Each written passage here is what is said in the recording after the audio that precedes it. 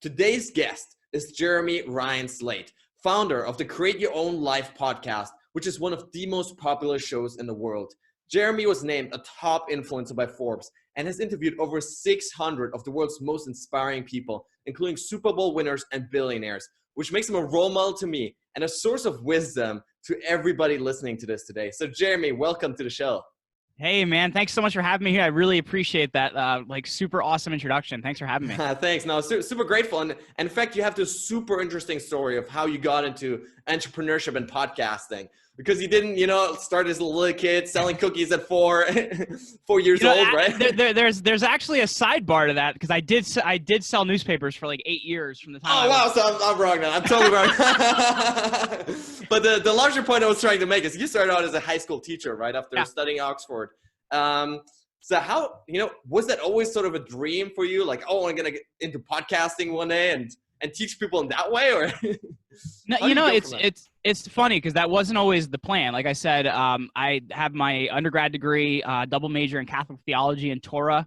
Then I studied literature at New College, Oxford, and got my master's in ancient history. So not like things that you're like, hey, I'm going to go start a business. Yeah, like, it's pretty much exactly the opposite of that. Right. So like the goal was to be a college professor, and I applied to just one school, which was NYU, because I'm like, oh, I'm going to get in. This is going to be great. Oh, yeah. Didn't get into NYU, so I didn't get into that PhD program. And it's funny because I think when you really want to do something, right, like you'd find a way. Like you'd apply to another program, or you'd try and meet a professor there on the board, or you'd do something. And I didn't. Because I really just didn't want it that bad. And I ended up teaching high school after that. So it was in that period of time, I didn't like my job. I was teaching private school. So you didn't make very much money doing it. You were working very long hours. And I didn't really have a teaching background because, college and middle school or high school are very different experiences in terms of how the content's delivered and everything like that. Oh, I bet. And then when I was 24, my mom had a really bad stroke. And that kind of just sent me on a whirlwind of trying to find something new, man. And it was a lot of different things during that time period. It started with network marketing, which I didn't know what that was. So like I saw this presentation. I thought I was going to make $1 million in like 4 hours. Oh, yeah, sure. That's what they're all trying to sell, right? Right. Yeah. So, yeah, okay, I just need 3 people that need 3 people. Oh, dude, I'm so in. So I did that for a couple of years. And I made some pretty decent money, but it just wasn't something I wanted to do forever. And then I ended up actually from there selling life insurance, which once again I was good at, but I didn't like the idea of sitting down with somebody and saying, so you need to buy this because you're going to die. Yeah. It was a hard sell. Right. It was a bit of a hard sell because it's like, you really need this because you're going to die. Yeah. And then from there I ended up listing. So I lost all of my 200 products in about 20 minutes to one address in Maryland. I guess they figured me out. Yeah. And that was kind of the end of what I thought was going to be the end of entrepreneurship for me, right there in that moment. And I had been listening to podcasts for a long, long time, like literally since like 2005, when people were just taking audiobooks that were in the public domain and putting them out there as podcasts. So I had always liked that. And I thought maybe at one point in time I'd do something like that. And, it was around that time I ended up actually launching my first show, which absolutely tanked. Quitting that after about 60 days and starting my current show, which has kind of been a whirlwind. Yes, no, that's such a cool story, by the way. And so I want to take you back for a moment, if that's okay, to sure. this idea of death, because I'm a huge fan of this idea of memento mori, of, remembering your death. And you said before, when your mom suffered that stroke, like you were sort of rethinking your whole life, right? So what was going on in your head right now? Were you really like, okay, so in 50 years, like that's sort of where I want to be in my life, and like the current trajectory just isn't that, or? It's funny, and I appreciate you saying memento mori, by the way. I love anybody that remembers things in Latin. I said 5 years of it. I took it for 12 years. So 12 years? Yeah, so anybody that has an appreciation for it. Wow, we can change the language right here.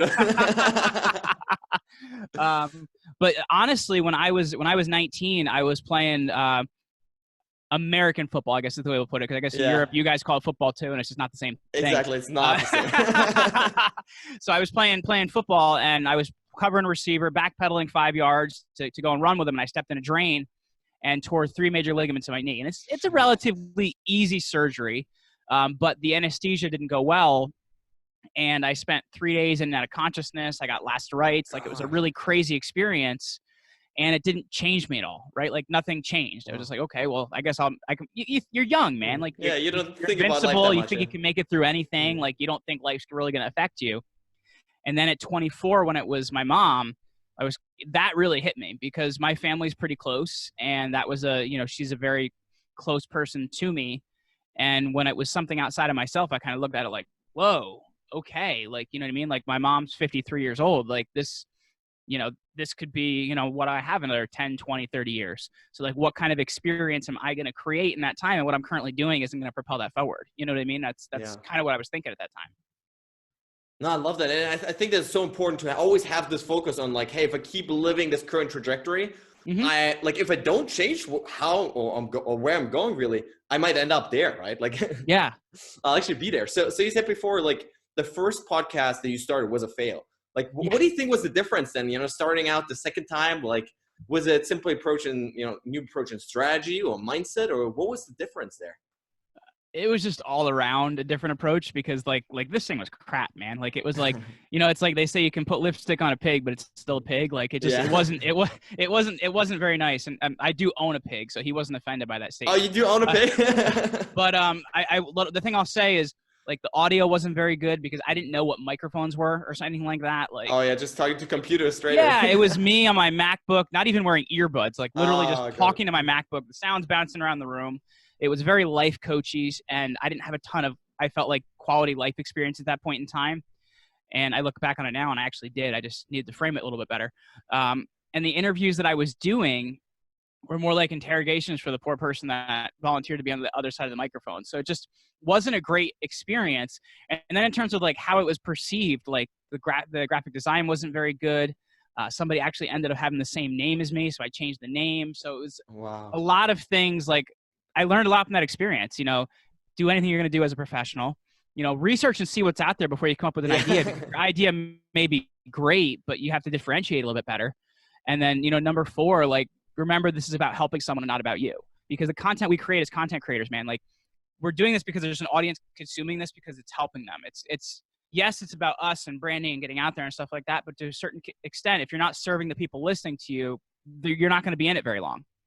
For sure. And now the second time around, you've been in it for a long time, over 4 years now, right? Just consistently like putting out 3 episodes a week, which is just incredible consistency.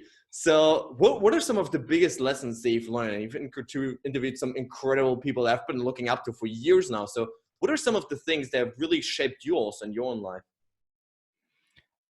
Well, the biggest difference was, first of all, like I said, I approached it like a professional. So I took some courses on it. I actually took 3 of them, which I'll be honest with you, was too much because it was almost so much that I wasn't going to do anything at all. Wow. I think a lot of times we try to over prepare and we don't take action because of that. So, having the data was great, but don't get weighed down by it. That was a big thing I learned. The other thing was, hey, if you're going to do it, man, do it big. So I made a list of the top 100 people I most admired and just went for it. Like I figured out how to reach out to them, sent some emails. Like the first person I emailed was Seth Godin. Oh, wow. The first one, actually? Very first. Yeah. I have no interviews. Seth, will you please do my podcast? And he was very nice. He said, I wish you the best of luck, but, timing right now isn't right.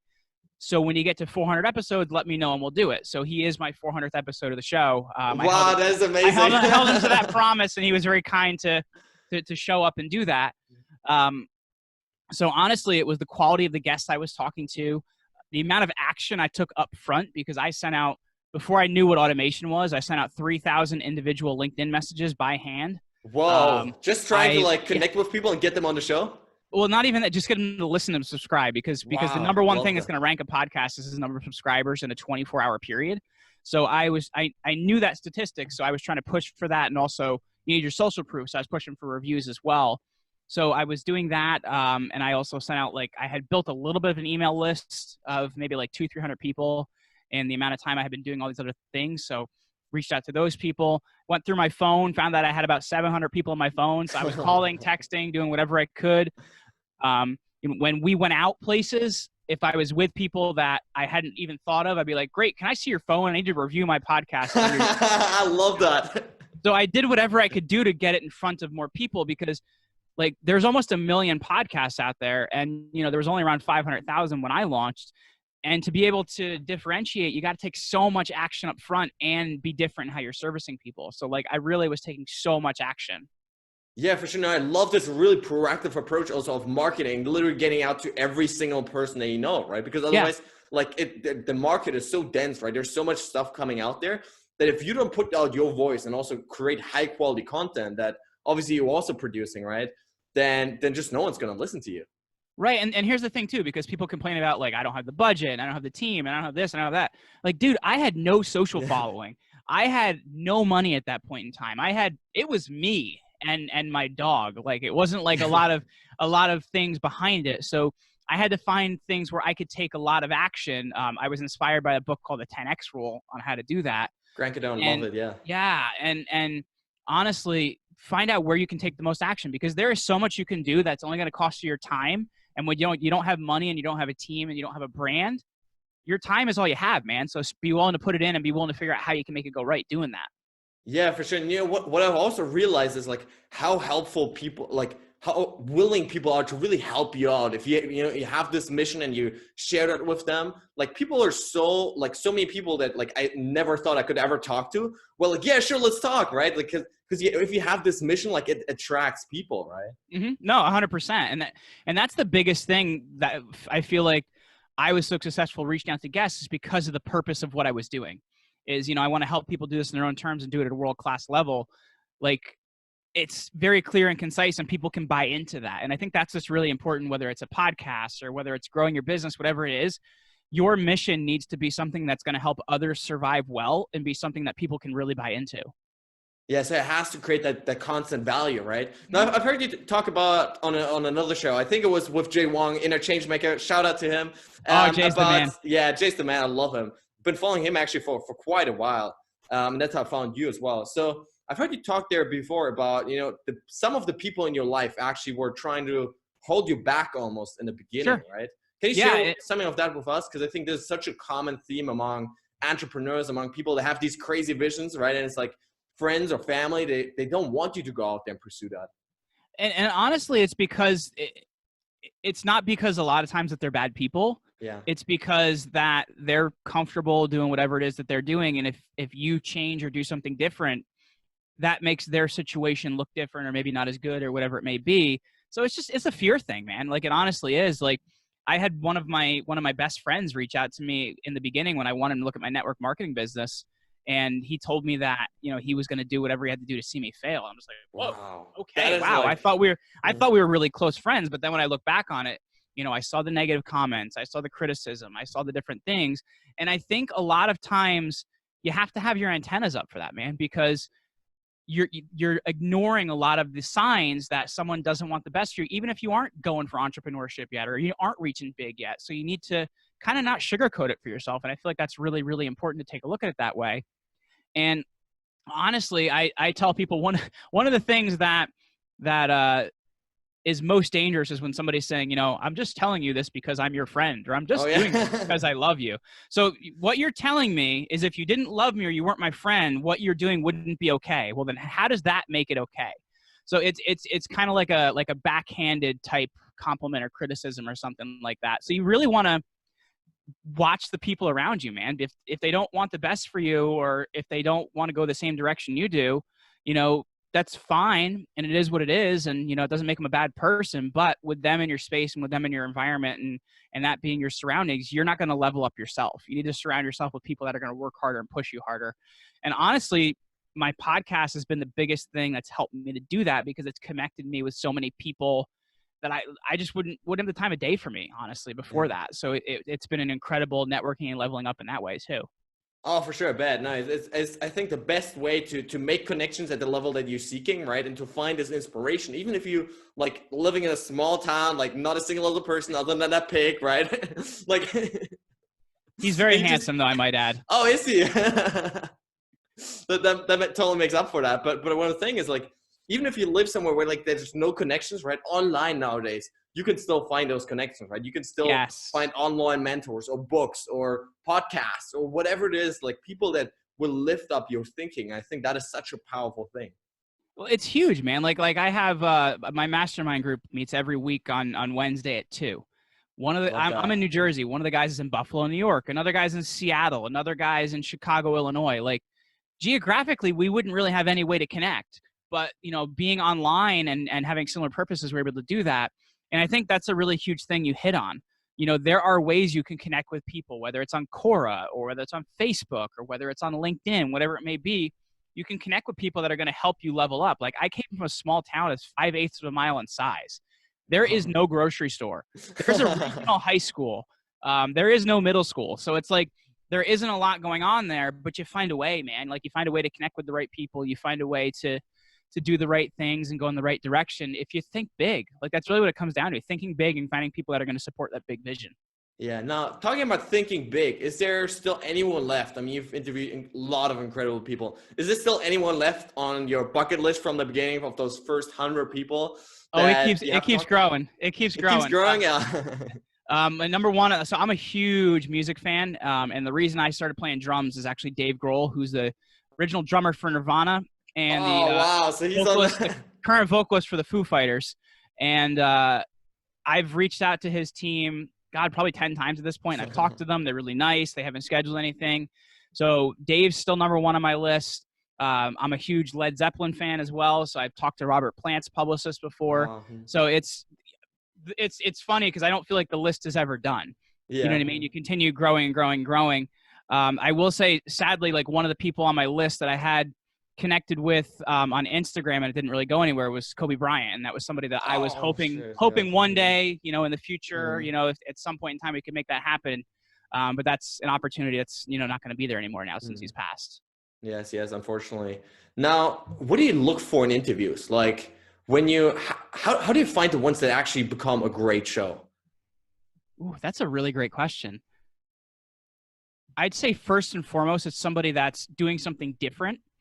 And because it doesn't necessarily mean they have to be famous or be a celebrity or be whatever it may be. Like, my episode today was with a woman that made tons and tons of money building a spray tanning business. And I'm like, I didn't even know people do that. Wow. So it was very interesting to me to learn about a new and different industry that I didn't really know about and what it's like in that industry.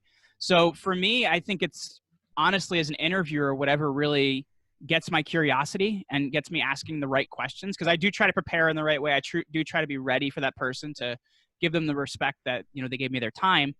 But at the same time, it's what is curious for me about this person, or what do I want to know about this person? And I find, honestly, those are the best interviews. Like, I had 3-time Indy 500 champion on the show, Helio Castroneves. I was a fan of him before he won his first Indy 500 in 2001. No way. So it was kind of a fanboy moment. But at the same time, you want to know, like, well, how did you, like, you're going 225 miles an hour down a straightaway, Indianapolis. Like, how do you have reaction time for that? Or, like, when you have things going on in your life, how do you compartmentalize that so you don't have a car accident out there? So it's like, there's so many interesting things I want to learn about different careers that, to me, that's what makes a great interview on my end is when I prepare well. It's a cool person that's good at what they do, but I'm also innately curious about what they do. Yeah, I love that combination. And if there's one more thing that I could throw in, is like, what I've realized is, like, there has to be a personal connection, right? Like, this sort of absolutely. Same energy, right? And like that's what I love, when you're coming on the show and there's just this big smile, right? There's this energy. It just makes it so much easier as a podcast host, right? To, like, actually host the thing and then talk.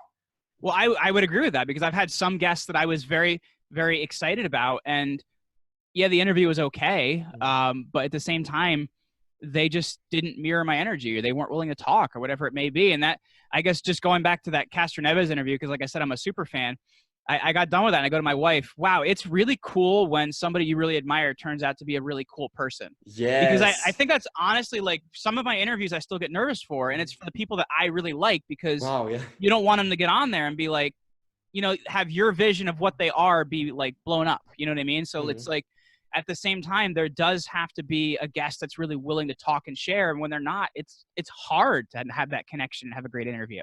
Yes, I love that. Like you said, oftentimes there's this disconnect, right, between how you see that person and when you actually meet them, right? Yeah. It might also be, just stress or they're tired, but oftentimes there is this disconnect. So you talked about, sometimes you still get nervous. Do you have any kind of sort of preparation, like mental preparation before interviews, anything you do, or is it just sort of go time? Sometimes I'll go for a walk and stuff like that because I feel like one of the things is like, when you get nervous and stressed and whatever, your space like closes in, so you kind of feel like you're in a box. So going for a walk kind of helps you to open up the space around you, feel a little bit better, handle a little bit of that stress. So that's one of the things I do if I have time. Like, you don't always have time for that. Honestly, I find one of the biggest things is just kind of saying, all right, let's do it. You know what I mean? Like, good or bad, it is what it is. Like, you have an outcome that you want to create. You have an idea that you want to create.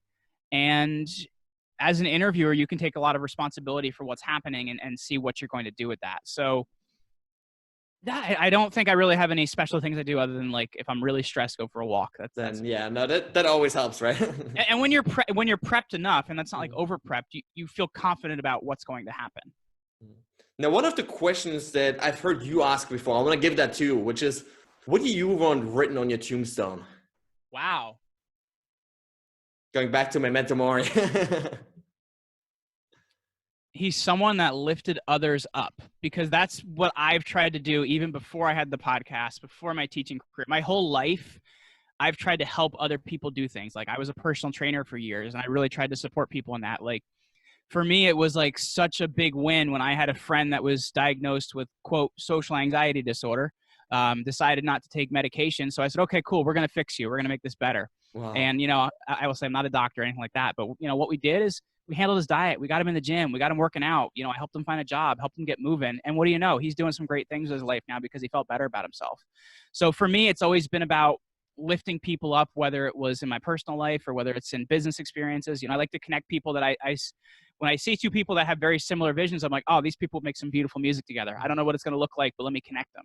So I want to be the person that lifts other people up, and I want to be remembered as the person that lifted other people up. Absolutely love that. Is that something that you've sort of developed over time, or did your parents teach you that? Because that is a very rare thing. It's just kind of been there. I don't really ever know where it came from. I've always just kind of done it. In certain occasions, it's been kind of weird. Like, I was a little kid, and I was on stage, and we were doing like Jesus Loves the Little Children. And I saw a kid in the audience that I felt like might have been left out. So like, I kind of singled him out in that case in time to, like, in my mind, make him feel accepted. And when I look back on it, it kind of seemed a little bit weird. But I've always kind of had that where I've wanted people to feel accepted, and it's just, or, better at something, or lifted up, or whatever it may be. And sure, it's developed and gotten better over the years, but it's always just kind of been there for me. I don't know where it comes from. Okay. Now, you mentioned this fitness coaching before, right? And that's something I'm always super fascinated with, because you're actually a professional bodybuilder. Or are you still powerlifter? Powerlifter. Okay, looking damn strong for sure. and what I always find, or oftentimes, is really that people that are successful in any kind of other pursuit, oftentimes are also athletes, or oftentimes started out as athletes. Mm-hmm. So, is there a certain mentality that helped you also, go from athletics then to the business world later? I'd say it's a competitive mindset, honestly, because I've worked out with a lot of people in the gym, and they won't push themselves. Like, I'll push myself, you know what I mean? It's just, you have this drive and this ability to do that. And you can also see, like, way markers, like, okay, I benched 225 today. If I can get that up 25% and get it up to, 255, this is what I have to do to get to this point. And it's like, also, like, you set a lot of goals. Like, a lot of my workouts were set on 8 to 12 week plans and stuff like that. So I feel like you create a lot of the skills and a lot of the drive and intensity that you're going to need in entrepreneurship. Now, at the same time, you learn to temper the things that are bad about it as well, because you may have a plan that doesn't go right in business. In the gym, that didn't always happen for me. So you may need to find out, like, what did you do wrong? Where can you go back and change that? So it's a little bit more simple to figure out how to get stronger and lift something heavier. Whereas sometimes it's a little bit more complicated in business, where you have to learn how to, properly empower a team and build a team and things like that. And it's just, whereas fitness is a little bit more individualized. So I think it's helped me to, just show up physically and mentally better because I'm treating myself better. But at the same time, I've learned a lot of innate skills, which you're not going to get from anything else in life. For sure. And one of the things I appreciate most about it, I've been running competitively for like the last 10 years, is like, woo, more power to you, man. I just love it. These tiny stubby legs do not run. No, for me, it's all strengths in the legs and then no biceps. But one of the things that I've really learned was how to deal with adversity, how to deal with failure, how to deal with sickness and pain, right? Because, like, athletics is just sort of a daily or weekly, at least, thing where, like, you go up and you go down and you go up and you go down, almost like this roller coaster all the time. So have you had any sort of really hard setbacks in business as well? Well, I'll add to what you just said first, and then I'll touch on that. Because I'll say, like, dude, I tore 3 major ligaments in my knee, and I had to figure out how to come Whoa, back from that. You know what I mean? Like I've had tendonitis, I've had jammed joints and stuff like that. So like a lot of people would take a look at that and just say, all right, well, I guess fitness isn't for me. But you find out how to get around those things. So I would agree with you 100%. Like it helps you with handling adversity. I would say in terms of most difficult things, I've had to deal with in my business life. I can't really get too far into this just for legal reasons, but sure. in early 2017, we separated with a business partner, which really made things really tough for us because we had to start not even from ground zero, but even a lot lower from that in a lot of places because, we had a certain reputation and things like that. People knew us under one name. They had to learn us under a new name. So it changed a lot of things, and I had to figure out how to dig out of a hole in that point in time. And, now the business that we've built, it's funny because I look at it, I'm like, we never would have built this business in that previous model. So, I think adversity sometimes can also be a gift because it gives you the ability to, set up something new. Yeah, I love that. And this like, it gives you also the ability to step back a little bit, right? And reflect on your life again. It's like, is this really working, or can it really change something, right? So oftentimes I find like these adversities, right, actually can make you better. Yeah. I would agree with that 100% because it's, like you're tested and you don't know you have this ability and you don't know these different things about yourself until you go there, man. And it's like funny because a couple years ago, I had a week where it was like I was in like 5 different states. I was doing 3 different events, and it was all in like an 8-day period. And I was volunteering at an anti-drug event as one of those events, and I'm just kind of complaining to the event organizer about all the places I had to be in the next 8 days. And she looks at me and she goes, "Wow, think of all the growth you're going to have in that period." And I actually look at that and I'm like, you know what I mean? Like I can accomplish actually a lot more because I've had to go through a lot more. No, I love that. And this point this reminds me of is really like, sometimes like if you think back to like this little child that you were like 5 years old, right? And then, you're 20, 30 years older, right? Like for that little child, this would have been a dream, right? Like for you starting out as a podcaster, right? That might have been a dream to like have these opportunities.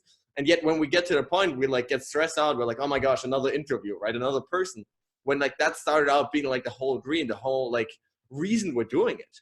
Right.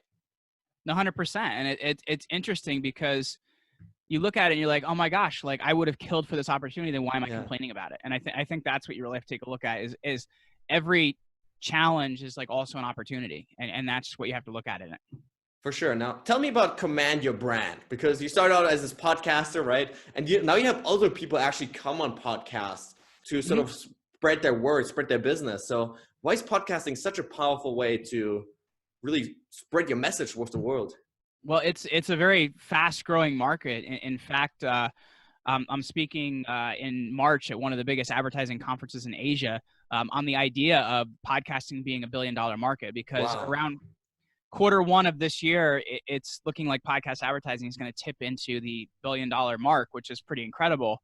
And it continues to grow. And the forecast is, I think by 2022, we're looking at 1.66 billion spent in podcasts, and we're almost over 1 million shows as well. So it's a very fast growing space, and it can create a great impact if you know how to use it. So really what we had started doing is we had started doing like this done for you podcast model. And it was a little bit much, meaning we like built your website, built your show, booked your guests, put your interview together, edited your show, did your graphic design, did your social media. And we so literally everything. and literally we put you on podcasts as part of it to promote the show that you were just launching. And we actually cut out all the other stuff and just concentrated on getting people on podcasts. And then we took a look at that and we're like, well, how can we do a better job with this? Because my wife is my business partner and she's been in PR for over 10 years at this point in time. So she has a real hold on what's happening there. And with my interview skills and connections in the podcast arena and stuff like that, we've taken a look at this. We're like, all right, cool. So how can we make this even more valuable? And we've looked at what are the right shows people need to be on for the interviewer and the interviewee? Like how is it going to benefit both of them? How are we going to help people tell a better story? So we even put in an interview coaching process. Like we call it story, message, call to action, how your personal story ties in with your brand message, ties into the action you want people to take, and what you're going to give away at the end to make that part of it. So we've really kind of made this better and better and better. And then we've tried to build a lot of systems, meaning, writing up every job position, videoing every job position. And we've brought on a few publicists. We have an amazing director of sales. We have people running our social media and stuff like that. And honestly, you can't really grow a business unless you're empowering the people to do a great job at what they do. And that's what we've really tried to do here at Command Your Brand. Yeah, absolutely love that. So for anyone, starting out with podcasting, they're listening to this, maybe they want to get their first show going. What are some tips that you can give people to maybe not make some of the mistakes that you've made in the beginning? Well, I would say, first of all, get some information, like find yourself a quick course. I know we offer one that's under $200 if you want to check that out. But I would say get yourself some good information on how to do it, but don't focus too much on the information. Cause like I said, I went out and got 3 courses. Like, don't do that. Like I got a course on how to like properly master and edit audio. I still don't need to know how to do that. So it's like, don't focus too much on the minutia. Focus on, just the doingness of it and what you need to know. But second of all, like you need to differentiate. And that's something I've learned from branding, super branding guy, David Breyer, who's taught me a lot in this area. Like if you're not differentiating from people in your space, you're promoting your space, right? Like if I'm not showing how I'm different, I'm promoting other podcasts. So you need to figure out how you're different and how your message is different so that people can actually grasp onto that and hold on to that. And I think that's really, really vital. The other thing is understand that, hey man, you need to be in this for at least a year to see this go someplace, and be willing to commit to, more than 1, 2, 3 months to doing this and have a long-term vision in that. For sure. Absolutely love that. Now, Jeremy, on the show, we always love to celebrate failure as a stepping stone to our personal growth. So do you have in your life or business a failure that really sticks out that forced you to actually build character and become a better version of yourself? I think honestly, it would be the 2017 business failure I mentioned to you, because it taught me how to run staff better. It taught me how to build better systems. It taught me how to differentiate, and it taught me more about branding. And it also taught me more about like, hey, be the better person and don't be critical of people that you didn't agree with. So I've learned a lot really from that experience. And did it stink? Yeah. But did it push me to do something different? Absolutely. Did it push me to grow out of a hole? Absolutely. So I'm actually grateful for that. Yeah. So it really forced you to become better afterwards. Now, what brings you personally the most happiness? We have a 15-month-old daughter. Wow. And she is just the cutest little thing. Like seriously, I just don't think many people understand how cute this child is. And she's been running since like 9 months, and she's been talking and everything like that. And we taught her sign language recently, just because she's not quite talking yet. Mm-hmm. So we taught her the sign language for more, which is this. So now every time she's hungry, she comes in, brings her bowl, and she goes, but she does it like a lot, like a lot. And I'm like, does this kid like ever stop eating? And she just walks in and like, Dada, Ma? My wife is now laughing in the other room. Oh yeah. Absolutely love that. And I would say that, and I would also say travel. Like my wife and I try to travel a lot, and I feel like it's taught me a lot about other cultures and things like that. And we've tried to make it work with business. Like I spoke in Kiev last year, and she's like, okay, cool. This is going to be a great opportunity to go on a trip. So we went to Budapest, we went to Bratislava, we went to Vienna. We were hoping to go to Prague, but we just kind of ran out of time. So we try to really fit that travel into life, because I feel like that also grows your horizons, your understanding of people.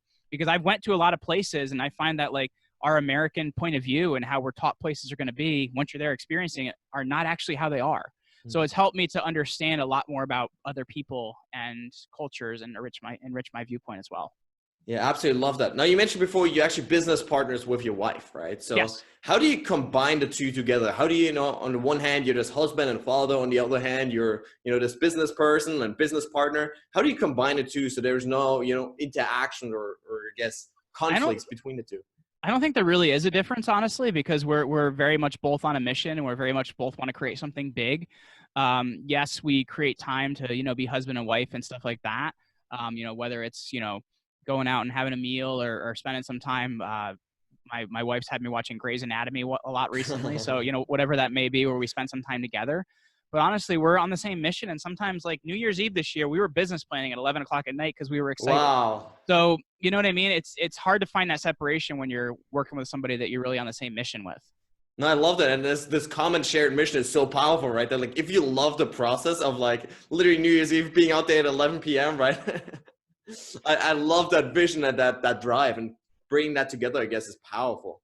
Yeah, no, I would agree with you 100%, man. And it's like I said, like if you're on the same mission and it's going to create the result you both want to create in the future, then why wouldn't you be on the same page on that?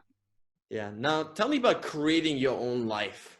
The name of your show. What do you mean by that? And how can people really take more proactive steps to really truly create their life instead of just taking it? I want to look at creation as an art form, right? Because I think too often people look at life as something that happens to them.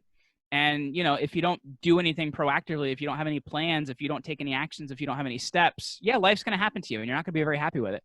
Creating your own life is about deciding what you want. Sometimes that can change, figuring out how you're going to go out there and get that and creating it, whether it's finding the right job, whether it's, creating a family, whether it's in a relationship, continually creating that relationship, because once you stop, the relationship ends.